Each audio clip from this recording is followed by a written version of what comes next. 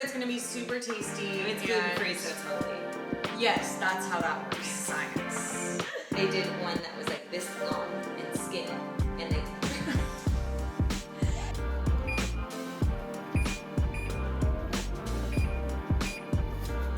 Wait, 1 minute.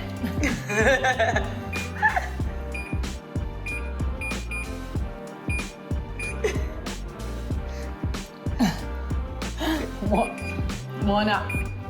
What? 1 minute? 10 minutes? 60 minutes? Yeah, there you go. 60 minutes. I kept trying to click 1 and I'm like, well, I want to go. 60 minutes are in an hour. All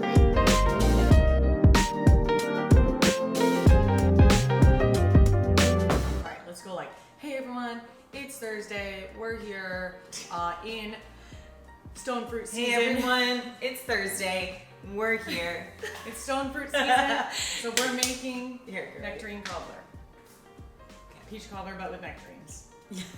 We walked into Trader Joe's and could automatically smell the stone fruit. So we are going to be making peach cobbler today, but with nectarines. Yeah, we love stone fruit every summer. It's like one of my favorite times of year. It's seasonal fruit. Stone fruit is that kind of fruit that if it's not ripe enough for you to just smell it walking into the store, I feel like it's not worth it. No. And that was the thing with peaches, that all the peaches were hard, the nectarines were beautiful and ripe, and we're just gonna go for it that way. Nectarine cobbler. We found a recipe where it's made from scratch. We make a batter with flour and sugar and all that stuff and butter and everything, totally from scratch. But I wanted to try to make the same kind of recipe with a cake mix to make it a little more accessible for people who don't necessarily want to measure out all the other ingredients to make the batter. So we're gonna make 2 versions today and have 2 entire nectarine cobblers. Hooray! Luckily, I'm going on like a little weekend vacation with a couple friends.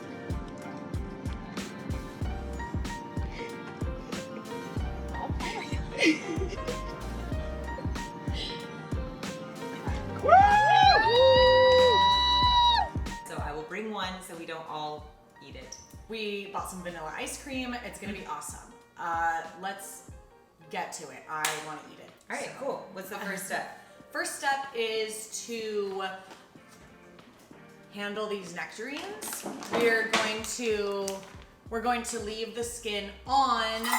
If they were peaches, I'd probably take the skin off, but nectarine skin is a lot thinner, and Camille was saying that she likes kind of the bitter skin taste with so much sugar and other sweetness going on. So we're gonna go for it.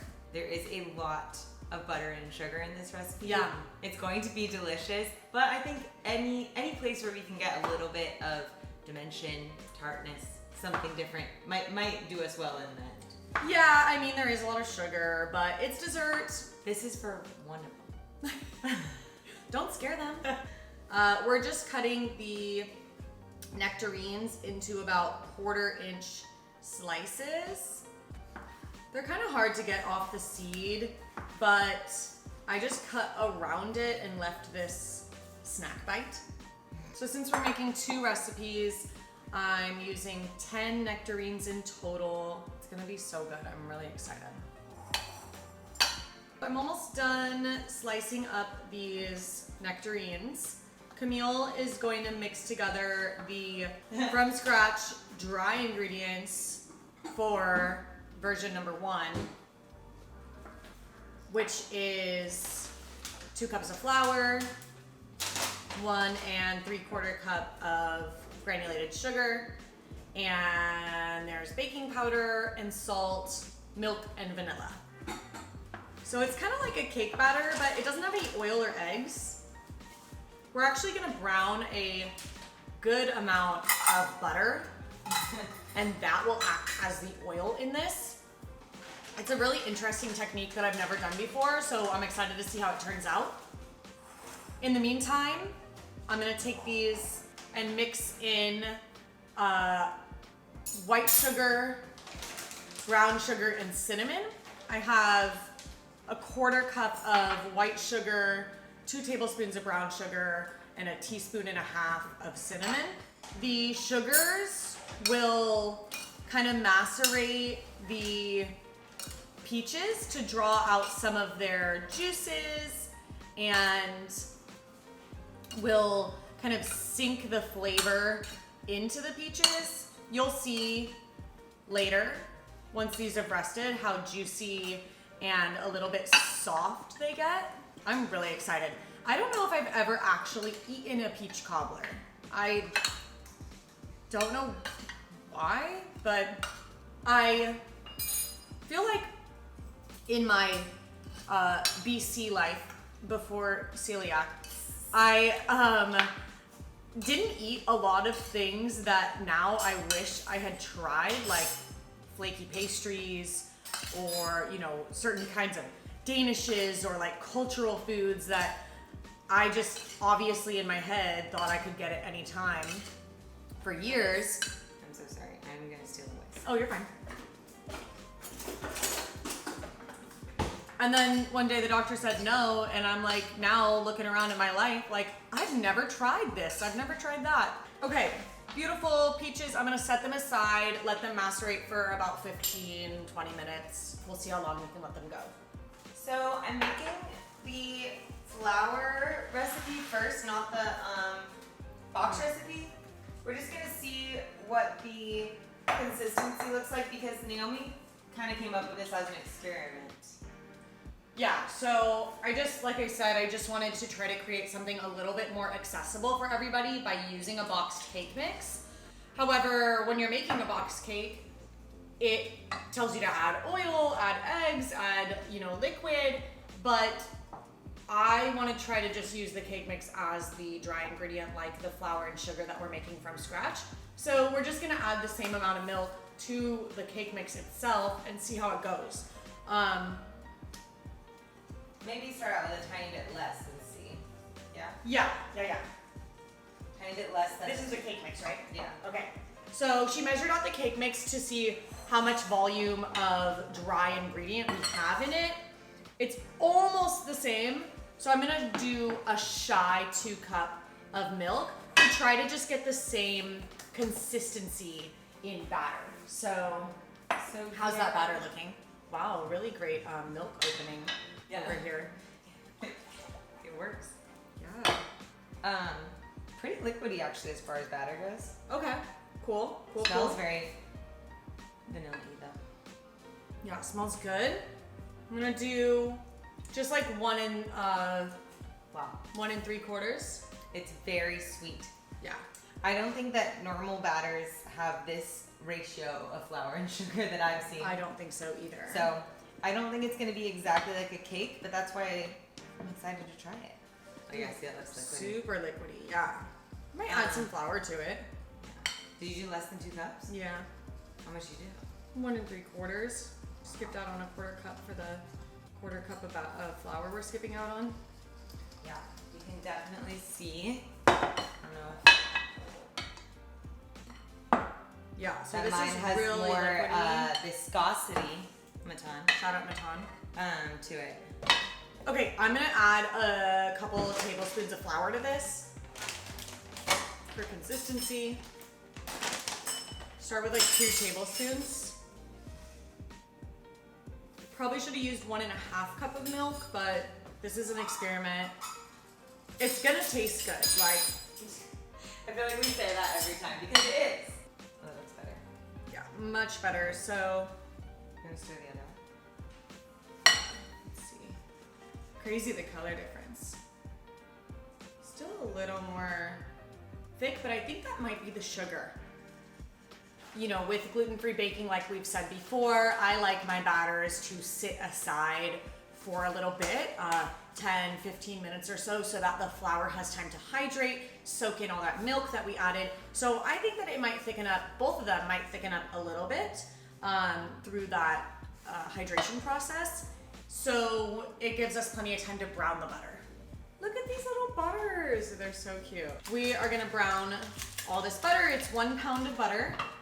2 sticks per recipe. Well, 4 sticks in this case because they're so tiny.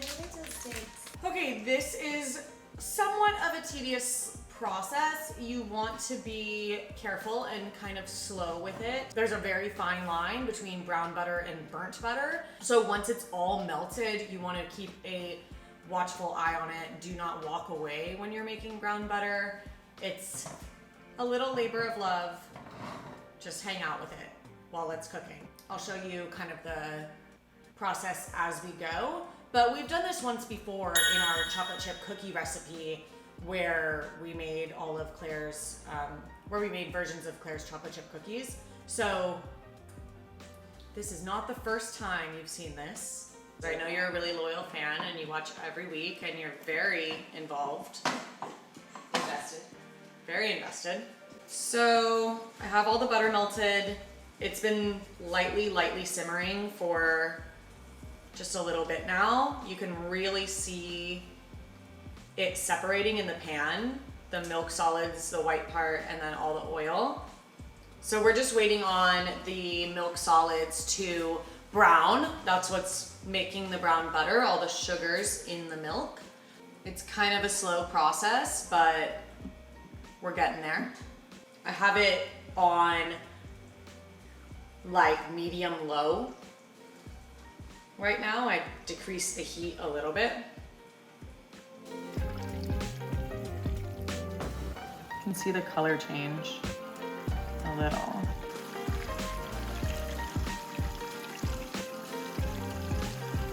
You can really see it foaming up more, and all the milk solids are on the bottom.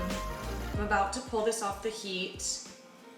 It's kind of hard to see, but because of all the foam, but if you can see through this foam as I'm stirring it, you can kind of see how tan the milk solids got versus how white they were before. I'm trying not to be too timid and take it off too early, but there really is a fine line between good and very burnt. So I'm gonna give it another second and then we're gonna pull it. So we're putting it in the measuring cup because this is both our recipes.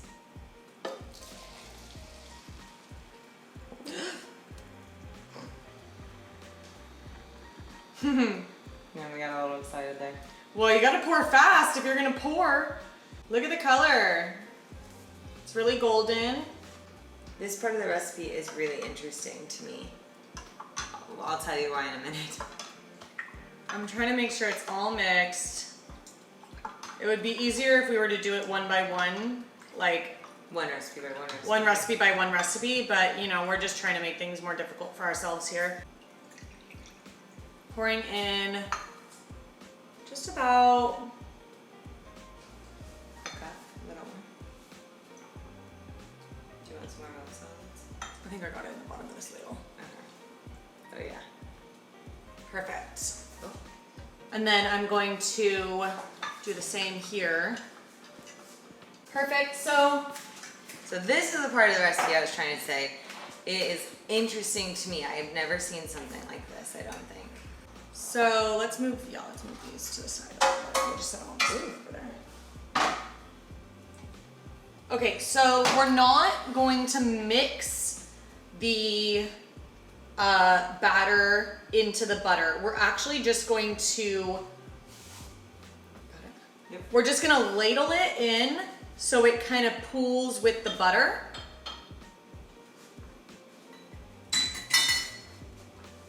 Cool. And I was asking Naomi why she thinks this is a step. And they look like giant pancakes. I know they do. And she was saying she thinks it's almost like the batter frying in this butter while it cooks, which is so cool to me. I think, yeah. I'm really not 100% certain, but that's what makes sense to me. Yeah. And I think it's just gonna make kind of a, like a craggy, like pockety kind of baked cake. It's so cool looking to me. Here, let me show you guys. I mean, come on.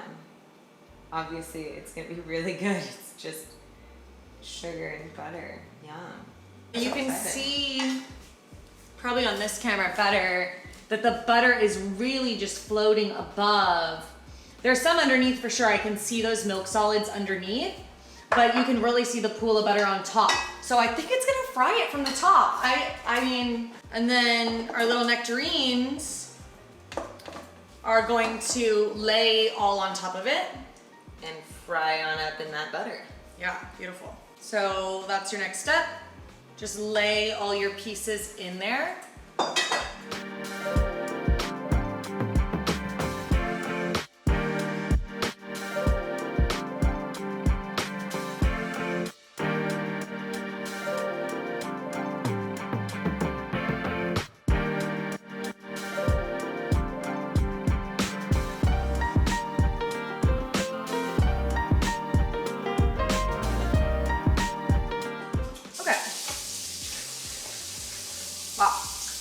Tastes like Peach sugar? nectarine sugar. Oh yeah, nectarine. I keep calling saying it peaches. But that's okay. Guys, it's almost the same thing. Peach, hairless peaches. Now, 2 more, but 1 more recipe. These are going to be our cake mix version. As I thought, this definitely thickened up a little bit. It's a great consistency. Oh wow. It just really, all the flour and everything absorbed all of it. It looks fluffy. It looks fluffy, it does. I'm not sure how to measure this, so I'm gonna go 1, 1, 1 to try to get an even amount in each pan. Okay, I'm just standing here staring at it. It's kind of mesmerizing, I don't blame you. I know, I kind of like it. I just like the, here, I'll videotape it again for you guys. I like it plopping in the butter.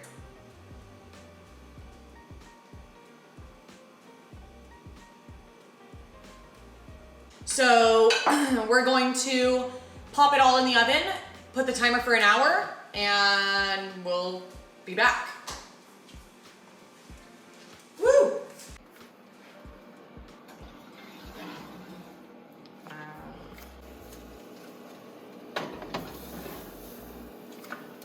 All right, goodbye. See you soon.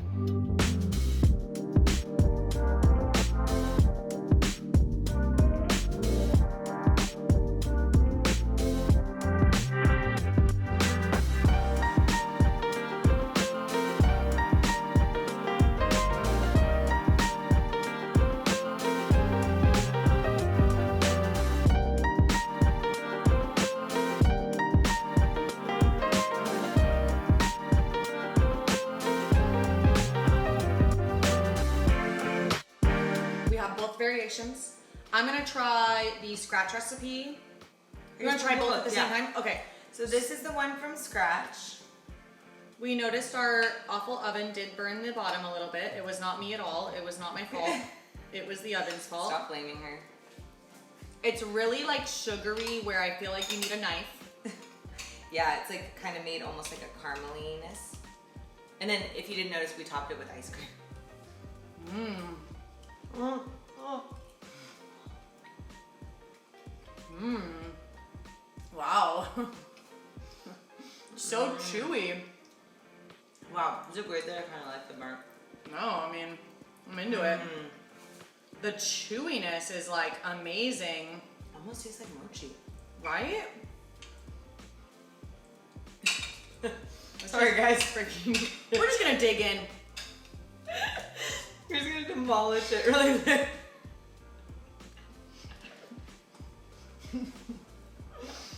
Mmm. It's the so part. good. It's like, wow. Oh my god, I'm It's sweating. amazing. Wow. Wow. That's really good. Let's dive into this one. Garrett, are you excited? You didn't change your shirt. Oh. Hold on, guys. We're filming 2 videos. We are filming 2 videos today. And I forgot to change. So just pretend. Pretend I was wearing this the whole time, okay? Perfect. So the edges are even better because We haven't tried this yet. No. Good. We use salted butter, Oh my god. And the edges are like a little salty. Like, they're really freaking good. Yeah. Okay. Now this is the one from... We need a steak knife. In a good way, guys. Yeah. It's like just the edges. The middle's all soft. This is the one we use the cake mix. I don't want the edge. Oh well. Also super delicious. I just really make this. Really tastes like more like vanilla cake. The flavor. Yeah. I do think it's a little less sweet. Yeah, I think that there was probably less sugar in this cake mix, but it's very comparable. Like, it baked up really similarly.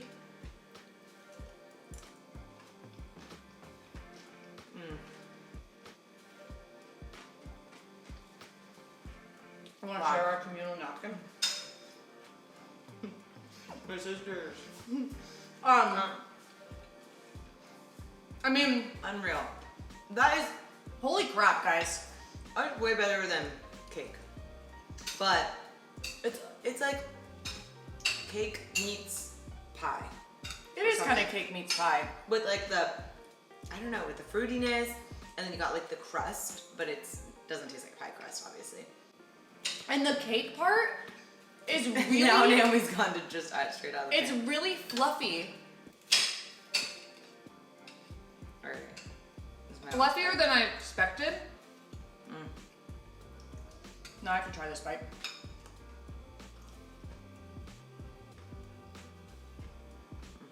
Get that one. Super comparable flavor. If you had a cake mix and you were like wanting to make a cake, I would suggest trying this instead. It's freaking amazing. The edges are the best. Imagine baking this in a like edged brownie pan. Yeah. Like nothing but edges brownie Yeah. pan. Freaking incredible. Both versions are so good. So I mean, whatever you Highly end up recommend. doing, you're gonna love it. It's so good, and so like the time of year right now with the fresh peaches, fresh nectarines. Yeah. You can do it with any fruit you wanted. You Probably could berries. You could do it with berries. You could do it with strawberries. Could do I'm like out of breath from anything so you excited want. and eating that so fast. I know, it was absolutely amazing. We ate 2 full servings just right now. Not to mention later. Right. But yeah, I'm very impressed. I love this. I'm super excited for you to try it. I think that all of you will love it so much. And it's something that you can put in the fridge and heat up like little portions for yourself. Because, you know, obviously we're not gonna eat this entire thing right away. Yeah, I had a lot of fun filming this. I think that it was super successful and not that difficult. I mean, I think it seemed a little scary with the butter. I think that's probably the only, I think it is the only part that is even remotely difficult. And then kind of weird, the spooning the stuff in, but that's easy. I would say that the brown butter always adds so much flavor. However, if you were a little lazy and you really wanted to eat this, you could just use melted butter because of just the reason the butter is in there. If you just melted the butter, used a box cake mix, threw a couple cups of milk in there, you know, did your peaches. Still be better than just plain cake. It would still be better than plain cake. Yeah. I think that it would be really good. So yeah, I mean, let's get off camera and eat some more cake. Yes. Thank you guys so much for watching. We appreciate you every single week. See you next week. See you next week. Bye.